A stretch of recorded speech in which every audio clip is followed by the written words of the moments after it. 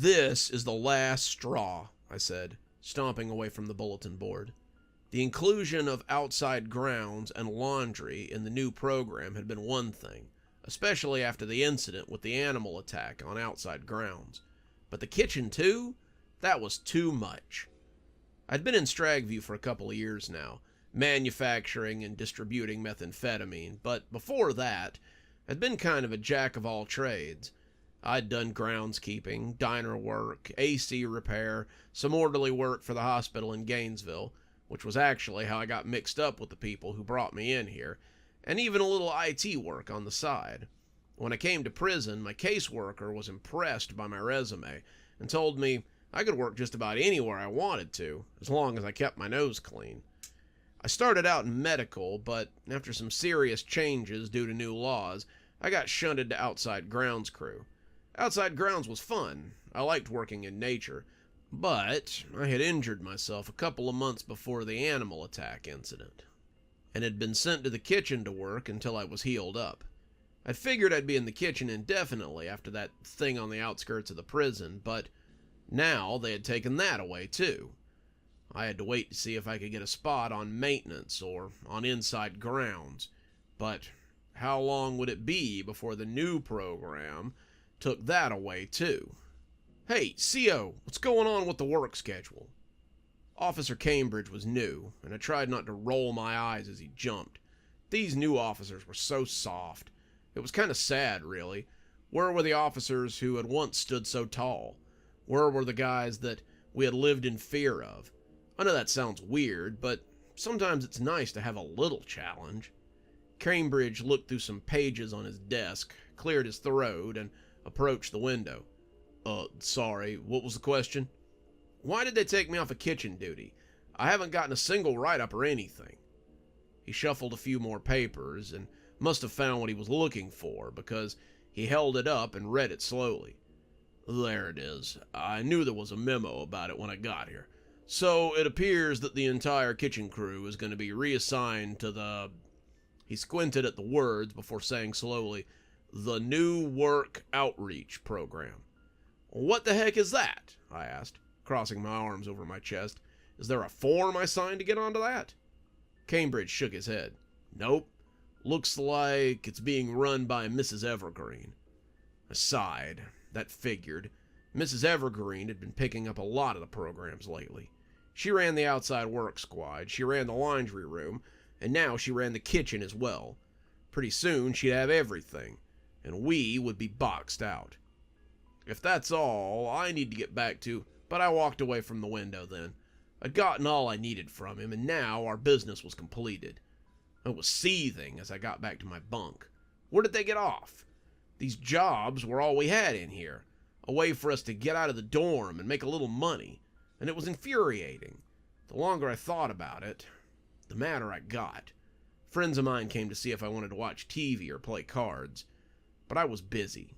I was planning something that might get me back into the kitchen. The next day, I went to talk to Rasky. Rasky was a guy from another dorm, and it was common knowledge that he bred rats that he sold. They were the sweetest rats you've ever seen, real good pets, but that wasn't what I was after. I was after mean rats, a couple of them, and I wanted them in a sack so I could put them in the kitchen. You see, the kitchen had inspections every month, always on the 20th, and if they found rats in the kitchen, then they might turn the contract back over to the volunteers who had run it. I would be at the top of the list once they did, and I'd be back in business. Rasky raised an eyebrow at me when I approached him on the yard.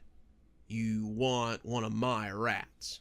he asked, looking at Grimalkin, a black and gray rat that sat on his shoulder, in a "this guy" kind of way. "Just a couple of them, the ones you can't sell. I don't want a pet. I want the rats with problems, the antisocial ones, and I'll pay full price." Rasky thought about this. "I may have a couple. Give me a couple of days. How many do you need?" 2 would be enough, but 4 or 5 would be ideal." He nodded. "It's 10 per rat.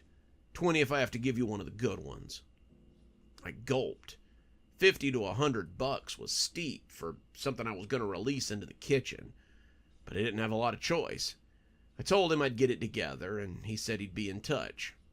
Now, I thought, as I pretended to run the track, I just had to find a way to get to the kitchen. It turned out that this was the part that would be easy. 2 days after I spoke to Rasky, Officer Cobb came in at Master Roster Count and read out a list. Listen up, hey, shut the hell up and listen. We have a few new outside ground schedules, so open up your ears so you don't get sent to confinement when you miss your call out tomorrow morning. A few of the new guys bristled at his briskness, but most of us just shook our heads. That was just Cobb. Cobb was one of the few remaining old guards who worked in Stragview.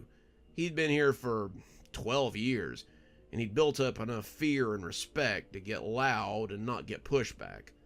Most of us had seen Cobb cave in a few guys' heads when they tried, so it was best to just let him bluster.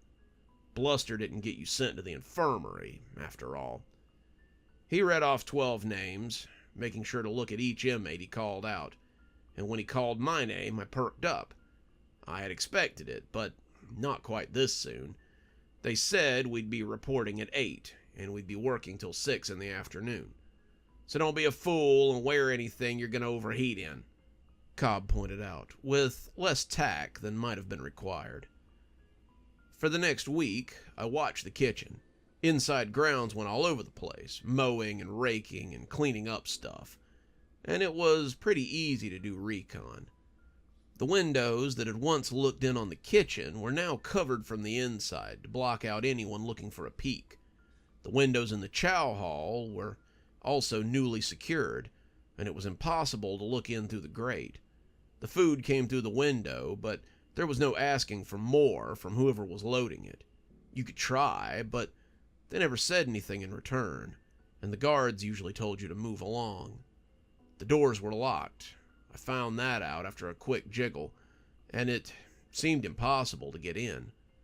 The deliveries happened in the middle of the night now, so there'd be no sneaking in then either. I will say this, though. Whoever was cooking the food back there was doing a hell of a job. The food was actually hot and tasted better than it had in, well, ever. Tasted like we might be eating real meat now, and morale seemed to be on the rise.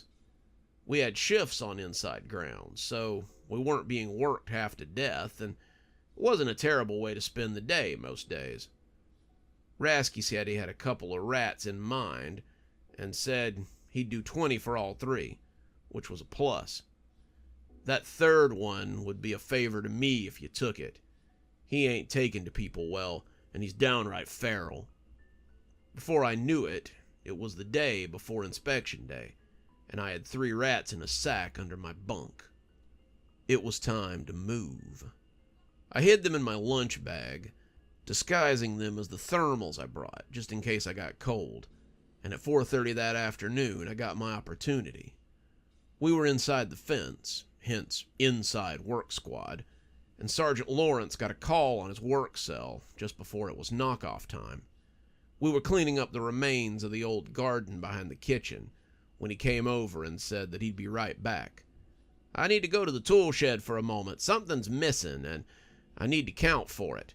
You guys finish up. I'm going to lock you in this area. Don't get up to trouble. He locked us in and headed towards the sheds, and I looked around to find that most of the guys were knocking off and going to smoke their contraband cigarettes. I found the rats napping in the sack and went to the backside to see if I could find my entrance. There was a little door behind the kitchen, a relic of when the gardens were a little more active, and it was usually loose. It opened right onto the back entrance of the kitchen, and if I were careful, I could get the rats in and never be seen. I slunk casually up to the door, testing it to see if it would open, and when it edged open just enough to push the sack in, I silently celebrated. The inspectors would be here tomorrow, and when they found the kitchen with a couple of big angry rats living in it, they would... I peeked in as I slid the sack through the door, and that was when I got a peek at the new crew that was running the kitchen. The overhead lights were dimmer than I remember them, but the people milling about barely seemed to need them. They were see-through, their skin gray and haggard, and even from here I could see the dried blood and odd stains on their uniform. They were shuffling around like extras in a zombie movie, and the longer I watched, the more I realized who had replaced us. I wouldn't have it all if I hadn't seen Chuck. Chuck had worked with me in the kitchen. He had been there when I arrived, helping me learn the ropes, but that had all changed a few months ago. They'd been calling to get us up for work, but when I went to get Chuck, I noticed something was off. He wasn't stirring, wasn't even breathing. When I shook him, he fell off the rack with a stiffness that was more than unusual. Chuck had died in the night.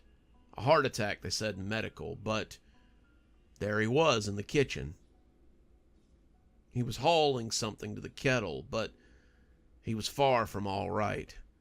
His face was frozen in the same way it had been that morning when I found him. I could swear he was wearing the same shirt, too. It was hard to tell, but the stains on it looked exactly the same. It had been right there on the front, making me think it might have happened during his heart attack. The longer I watched, the more people I began to recognize. Kurt, who had been stabbed by the Bloods for gambling debts. Marcus, who had died from a bee sting on the yard. The list went on, and then I saw the icing on the terrible cake. An officer moved into view, and I recognized him immediately. Sergeant Cameron had been working on 15 years with the department when someone had opened his throat from ear to ear. The front of his uniform was still awash with dried blood, and the thick Magnum P.I. mustache was a dead giveaway. He turned suddenly, looking directly at me as I peeked through the door, and I scampered with a haste I didn't even know I had. The rats were in, but I suddenly wasn't so sure it was a good idea. There were ghosts or zombies working in the kitchen, and mouse turds suddenly didn't matter so much. "Hey," someone asked, and I jumped and turned to find I had scampered back to the others. "You good, man? You look kind of shaken." I started to tell them what I'd seen, but I couldn't think how to begin. Who would believe me if I did? The prison would make up excuses if they believed me, and they'd probably just call me an idiot. I'd lose whatever credibility I had with them. I told them I'd seen a possum, and it had spooked me, and then sat down and put my back against the wall of the kitchen. It did very little to warm me up. After that, I stopped asking about the kitchen. I continued to work inside grounds, and counted the days until they took that away from me as well. One thing that's changed is that I won't eat the food. I've started getting extra canteens so I don't have to touch the food they serve. It may taste better, but I don't trust it. I won't eat food made by the dead. Good evening, everyone. It's me, Dr. Plague. Thank you so much for joining us for tonight's show. If you think you might like a little more spooky in your life, then please feel free to click on one of the videos we have up here. Maybe look at one of the playlists if you're trying to get caught up. I know, there's so many videos on the channel.